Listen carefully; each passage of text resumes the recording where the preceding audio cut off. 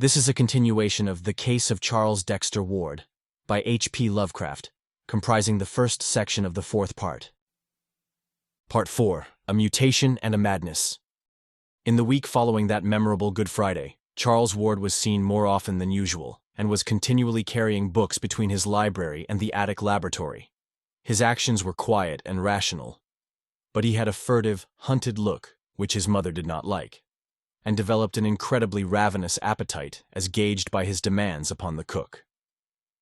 Dr. Willett had been told of those Friday noises and happenings, and on the following Tuesday had a long conversation with the youth in the library, where the picture stared no more. The interview was, as always, inconclusive, but Willett is still ready to swear that the youth was sane and himself at the time. He held out promises of an early revelation, and spoke of the need of securing a laboratory elsewhere. At the loss of the portrait, he grieved singularly little considering his first enthusiasm over it, but seemed to find something of positive humor in its sudden crumbling. About the second week, Charles began to be absent from the house for long periods, and one day when good old Black Hannah came to help with the spring cleaning, she mentioned his frequent visits to the old house in Olney Court, where he would come with a large valise and perform curious delvings in the cellar. He was always very liberal to her and to old Asa, but seemed more worried than he used to be, which grieved her very much, since she had watched him grow up from birth. Another report of his doings came from Pawtuxet, where some friends of the family saw him at a distance a surprising number of times. He seemed to haunt the resort and canoe house of Rhodes on the Pawtuxet, and subsequent inquiries by Dr. Willett at that place brought out the fact that his purpose was always to secure access to the rather hedged-in river bank, along which he would walk toward the north, usually not reappearing for a very long while. Later in May came a momentary revival of ritualistic sounds in the attic laboratory, which brought a stern reproof from Mr. Ward and a somewhat distracted promise of amendment from Charles. It occurred one morning, and seemed to form a resumption of the imaginary conversation noted on that turbulent Good Friday. The youth was arguing or remonstrating hotly with himself, for there suddenly burst forth a perfectly distinguishable series of clashing shouts in differentiated tones like alternate demands and denials, which caused Mrs. Ward to run upstairs and listen at the door. She could hear no more than a fragment whose only plain words were, "Must have it read for 3 months," and upon her knocking all sounds ceased at once. When Charles was later questioned by his father, he said that there were certain conflicts of spheres of consciousness which only great skill could avoid, but which he would try to transfer to other realms. About the middle of June, a queer nocturnal incident occurred. In the early evening, there had been some noise and thumping in the laboratory upstairs, and Mr. Ward was on the point of investigating when it suddenly quieted down. That midnight, after the family had retired, the butler was night-locking the front door, when, according to his statement, Charles appeared somewhat blunderingly and uncertainly at the foot of the stairs, with a large suitcase, and made signs that he wished egress. The youth spoke no word, but the worthy Yorkshireman caught one sight of his fevered eyes and trembled causelessly. He opened the door, and young Ward went out, but in the morning he presented his resignation to Mrs. Ward. There was, he said, something unholy in the glance Charles had fixed on him. It was no way for a young gentleman to look at an honest person, and he could not possibly stay another night. Mrs. Ward allowed the man to depart, but she did not value his statement highly. To fancy Charles in a savage state that night was quite ridiculous, for as long as she had remained awake, she had heard faint sounds from the laboratory above. Sounds as if of sobbing and pacing, and of a sighing which told only of despair's profoundest depths. Mrs. Ward had grown used to listening for sounds in the night, for the mystery of her son was fast driving all else from her mind. The next evening, much as on another evening nearly 3 months before, Charles Ward seized the newspaper very early and accidentally lost the main section. This matter was not recalled till later, when Dr. Willett began checking up loose ends and searching out missing links here and there. In the journal office, he found the section which Charles had lost, and marked 2 items as of possible significance. They were as follows. More cemetery delving. It was this morning discovered by Robert Hart, night watchman at the North Burial Ground, that ghouls were again at work in the ancient portion of the cemetery. The grave of Ezra Whedon, who was born in 1740 and died in 1824 according to his uprooted and savagely splintered slate headstone, was found excavated and rifled, the work being evidently done with a spade stolen from an adjacent tool shed. Whatever the contents may have been after more than a century of burial, all was gone except a few slivers of decayed wood. There were no wheel tracks, but the police have measured a single set of footprints which they found in the vicinity, and which indicate the boots of a man of refinement. Hart is inclined to link this incident with the digging discovered last March, when a party in a motor truck were frightened away after making a deep excavation. But Sergeant Riley of the 2nd Station discounts this theory and points to vital differences in the two cases. In March, the digging had been in a spot where no grave was known, but this time a well-marked and cared-for grave had been rifled with every evidence of deliberate purpose, and with a conscious malignity expressed in the splintering of the slab which had been intact up to the day before. Members of the Whedon family, notified of the happening, expressed their astonishment and regret, and were wholly unable to think of any enemy who would care to violate the grave of their ancestor. Hazard Whedon of 598 Angel Street recalls a family legend, according to which Ezra Whedon was involved in some very peculiar circumstances, not dishonorable to himself, shortly before the Revolution, but of any modern feud or mystery he is frankly ignorant. Inspector Cunningham has been assigned to the case, and hopes to uncover some valuable clues in the near future. Dogs noisy in Pawtuxet. Residents of Pawtuxet were aroused about 3 a.m. today by a phenomenal baying of dogs, which seemed to center near the river just north of Rhodes on the Pawtuxet. The volume and quality of the howling were unusually odd according to most who heard it, and Fred Lemden, night watchman at Rhodes, declares it was mixed with something very like the shrieks of a man in mortal terror and agony. A sharp and very brief thunderstorm, which seemed to strike somewhere near the bank of the river, put an end to the disturbance.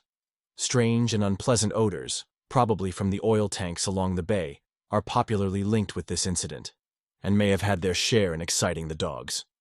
The aspect of Charles now became very haggard and hunted, and all agree in retrospect that he may have wished at this period to make some statement or confession from which sheer terror withheld him. The morbid listening of his mother in the night brought out the fact that he made frequent sallies abroad under cover of darkness, and most of the more academic alienists unite at present in charging him with the revolting cases of vampirism which the press so sensationally reported about this time, but which have not yet been definitely traced to any known perpetrator. These cases, too recent and celebrated to need detailed mention, involved victims of every age and type and seemed to cluster around two distinct localities: the residential hill and the North End, near the Ward home, and the suburban districts across the Cranston line near Pawtuxet. Both late wayfarers and sleepers with open windows were attacked, and those who lived to tell the tale spoke unanimously of a lean, lithe, leaping monster with burning eyes which fastened its teeth in the throat or upper arm and feasted ravenously. Dr. Willett, who refuses to date the madness of Charles Ward as far back as even this, is cautious in attempting to explain these horrors. He has, he declares, certain theories of his own, and limits his positive statements to a peculiar kind of negation. "I will not," he says, "state who or what I believe perpetrated these attacks and murders, but I will declare that Charles Ward was innocent of them. I have reason to be sure he was ignorant of the taste of blood, as indeed his continued anemic decline and increasing pallor prove better than any verbal argument. Ward meddled with terrible things, but he is paid for it, and he was never a monster or a villain. As for now, I don't like to think. A change came, and I'm content to believe that the old Charles Ward died with it. His soul did anyhow, for that mad flesh that vanished from Waite's hospital had another." Willett speaks with authority, for he was often at the Ward home attending Mrs. Ward, whose nerves had begun to snap under the strain. Her nocturnal listening had bred some morbid hallucinations, which she confided to the doctor with hesitancy, and which he ridiculed in talking to her, although they made him ponder deeply when alone. These delusions always concerned the faint sounds which she fancied she heard in the attic laboratory and bedroom, and emphasized the occurrence of muffled sighs and sobbings at the most impossible times. Early in July, Willett ordered Mrs. Ward to Atlantic City for an indefinite recuperative sojourn, and cautioned both Mr. Ward and the haggard and elusive Charles to write her only cheering letters. It is probably to this enforced and reluctant escape that she owes her life and continued sanity. Not long after his mother's departure, Charles Ward began negotiating for the Pawtuxet bungalow. It was a squalid little wooden edifice with a concrete garage perched high on the sparsely settled bank of the river slightly above Rhodes, but for some odd reason, the youth would have nothing else. He gave the real estate agencies no peace till one of them secured it for him at an exorbitant price from a somewhat reluctant owner, and as soon as it was vacant, he took possession under cover of darkness, transporting in a great closed van the entire contents of his attic laboratory, including the books both weird and modern which he had borrowed from his study. He had this van loaded in the black small hours, and his father recalls only a drowsy realization of stifled oaths and stamping feet on the night the goods were taken away. After that, Charles moved back to his own old quarters on the third floor, and never haunted the attic again. To the Pawtuxet bungalow Charles transferred all the secrecy with which he had surrounded his attic realm, save that he now appeared to have two sharers of his mysteries: a villainous-looking Portuguese half-caste from the South Main Street waterfront, who acted as a servant, and a thin, scholarly stranger with dark glasses and a stubbly full beard of dyed aspect, whose status was evidently that of a colleague. Neighbors vainly tried to engage these odd persons in conversation. The mulatto, Gomes, spoke very little English, and the bearded man who gave his name as Doctor. Allen voluntarily followed his example. Ward himself tried to be more affable, but succeeded only in provoking curiosity with his rambling accounts of chemical research. Before long, queer tales began to circulate regarding the all-night burning of lights, and somewhat later, after this burning had suddenly ceased, there rose still queerer tales of disproportionate orders of meat from the butchers, and of the muffled shouting, declamation, rhythmic chanting, and screaming supposed to come from some very deep cellar below the place. Most distinctly, the new and strange household was bitterly disliked by the honest bourgeoisie of the vicinity, and it is not remarkable that dark hints were advanced connecting the hated establishment with the current epidemic of vampiristic attacks and murders, especially since the radius of that plague seemed now confined wholly to Pawtuxet and the adjacent streets of Edgewood. Ward spent most of his time at the bungalow, but slept occasionally at home, and was still reckoned a dweller beneath his father's roof. Twice he was absent from the city on week-long trips, whose destinations have not yet been discovered. He grew steadily paler and more emaciated even than before, and lacked some of his former assurance when repeating to Dr. Willett his old story of vital research and future revelations. Willett often waylaid him at his father's house, for the elder Ward was deeply worried and perplexed, and wished his son to get as much sound oversight as could be managed in the case of so secretive and independent an adult. The doctor still insists that the youth was sane even as late as this, and adduces many a conversation to prove his point. About September the vampirism declined, but in the following January, Ward almost became involved in serious trouble. For some time, the nocturnal arrival and departure of motor trucks at the Pawtuxet bungalow had been commented upon, and at this juncture, an unforeseen hitch exposed the nature of at least one item of their contents. In a lonely spot near Hope Valley had occurred one of the frequent sordid waylayings of trucks by hijackers in quest of liquor shipments, but this time the robbers had been destined to receive the greater shock. For the long cases they seized proved upon opening to contain some exceedingly gruesome things. So gruesome, in fact, that the matter could not be kept quiet amongst the denizens of the underworld.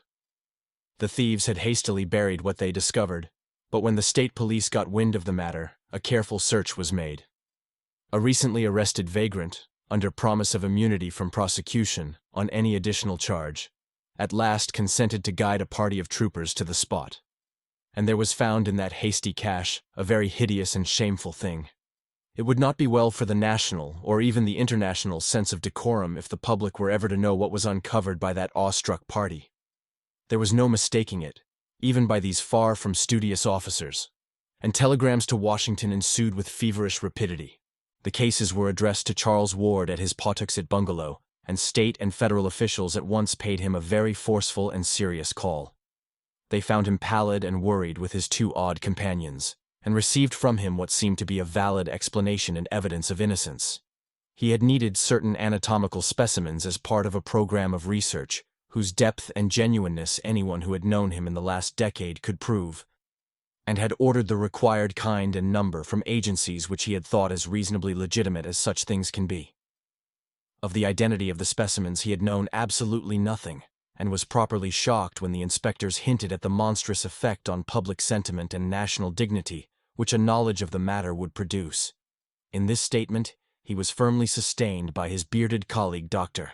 Allen, whose oddly hollow voice carried even more conviction than his own nervous tones, so that in the end the officials took no action, but carefully set down the New York name and address which Ward gave them as a basis for a search which came to nothing. It is only fair to add that the specimens were quickly and quietly restored to their proper places, and that the general public will never know of their blasphemous disturbance. On February 9, 1928, Dr. Willett received a letter from Charles Ward, which he considers of extraordinary importance, and about which he has frequently quarreled with Dr. Lyman. Lyman believes that this note contains positive proof of a well-developed case of dementia praecox, but Willett, on the other hand, regards it as the last perfectly sane utterance of the hapless youth. He calls especial attention to the normal character of the penmanship, which, though showing traces of shattered nerves, is nevertheless distinctly Ward's own. The text in full is as follows. 100 Prospect Street, Providence, Rhode Island, March 8, 1928. Dear Dr. Willett I feel that at last the time has come for me to make the disclosures which I have so long promised you, and for which you have pressed me so often. The patience you have shown in waiting, and the confidence you have shown in my mind and integrity, are things I shall never cease to appreciate. And now that I am ready to speak, I must own with humiliation that no triumph such as I dreamed of can ever be mine. Instead of triumph, I have found terror, and my talk with you will not be a boast of victory, but a plea for help and advice in saving both myself and the world from a horror beyond all human conception or calculation. You recall what those Fenner letters said of the old raiding party at Pawtuxet. That must all be done again, and quickly. Upon us depends more than can be put into words. All civilization, all natural law, perhaps even the fate of the solar system and the universe. I have brought to light a monstrous abnormality, but I did it for the sake of knowledge. Now for the sake of all life and nature you must help me thrust it back into the dark again. I have left that Pawtuxet place forever, and we must extirpate everything existing there, alive or dead. I shall not go there again, and you must not believe it if you ever hear that I am there. I will tell you why I say this when I see you. I have come home for good, and wish you would call on me at the very first moment that you can spare 5 or 6 hours continuously to hear what I have to say. It will take that long, and believe me when I tell you that you never had a more genuine professional duty than this. My life and reason are the very least things which hang in the balance. I dare not tell my father, for he could not grasp the whole thing. But I have told him of my danger, and he has 4 men from a detective agency watching the house. I don't know how much good they can do, for they have against them forces which even you could scarcely envisage or acknowledge. So come quickly if you wish to see me alive and hear how you may help to save the cosmos from stark hell. Any time will do. I shall not be out of the house. Don't telephone ahead, for there is no telling who or what may try to intercept you. And let us pray to whatever gods there be that nothing may prevent this meeting. In utmost gravity and desperation, Charles Dexter Ward. P.S. Shoot. Dr. Allen on site and dissolve his body in acid. Don't burn it. Dr. Willett received this note about 10:30 a.m. and immediately arranged to spare the whole late afternoon and evening for the momentous talk, letting it extend on into the night as long as might be necessary. He planned to arrive about 4 o'clock, and through all the intervening hours was so engulfed in every sort of wild speculation that most of his tasks were very mechanically performed. Maniacal as the letter would have sounded to a stranger, Willett had seen too much of Charles Ward's oddities to dismiss it as sheer raving. That something very subtle, ancient, and horrible was hovering about, he felt quite sure. And the reference to Dr. Allen could almost be comprehended in view of what Pawtuxet gossip said of Ward's enigmatical colleague. Willett had never seen the man, but had heard much of his aspect and bearing, and could not but wonder what sort of eyes those much-discussed dark glasses might conceal.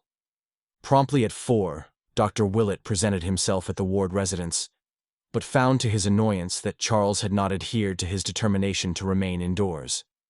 The guards were there, but said that the young man seemed to have lost part of his timidity.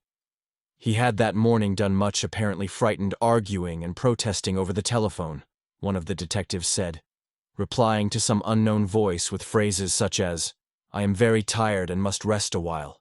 I can't receive anyone for some time. You'll have to excuse me. Please postpone decisive action till we can arrange some sort of compromise." Or, "I am very sorry, but I must take a complete vacation from everything. I'll talk with you later."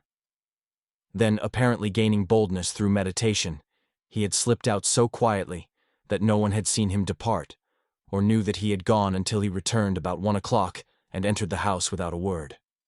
He had gone upstairs, where a bit of his fear must have surged back, for he was heard to cry out in a high, terrified fashion upon entering his library, afterward trailing off into a kind of choking gasp.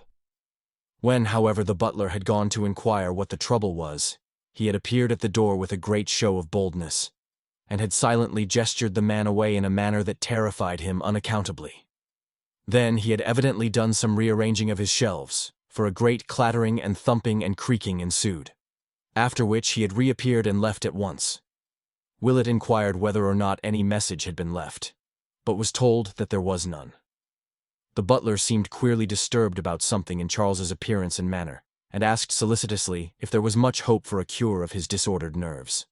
For almost 2 hours, Dr. Willett waited vainly in Charles Ward's library, watching the dusty shelves with their wide gaps where books had been removed, and smiling grimly at the paneled overmantel on the north wall, whence a year before the suave features of old Joseph Curwen had looked mildly down. After a time the shadows began to gather, and the sunset cheer gave place to a vague growing terror, which flew shadow-like before the night. Mr. Ward finally arrived, and showed much surprise and anger at his son's absence after all the pains which had been taken to guard him. He had not known of Charles's appointment, and promised to notify Willett when the youth returned. In bidding the doctor good night, he expressed his utter perplexity at his son's condition, and urged his caller to do all he could to restore the boy to normal poise. Willett was glad to escape from that library, for something frightful and unholy seemed to haunt it, as if the vanished picture had left behind a legacy of evil. He had never liked that picture, and even now, strong-nerved though he was, there lurked a quality in its vacant panel, which made him feel an urgent need to get out into the pure air as soon as possible. The next morning, Willett received a message from the senior ward, saying that Charles was still absent. Mr. Ward mentioned that Dr. Allen had telephoned him to say that Charles would remain at Pawtuxet for some time, and that he must not be disturbed. This was necessary because Allen himself was suddenly called away for an indefinite period, leaving the researches in need of Charles's constant oversight. Charles sent his best wishes, and regretted any bother his abrupt change of plans might have caused. In listening to this message, Mr. Ward heard Dr. Allen's voice for the first time, and it seemed to excite some vague and elusive memory, which could not be actually placed, but which was disturbing to the point of fearfulness. This concludes the 6th part of 9 total of The Case of Charles Dexter Ward by H.P. Lovecraft, produced by Best Audiobooks for free.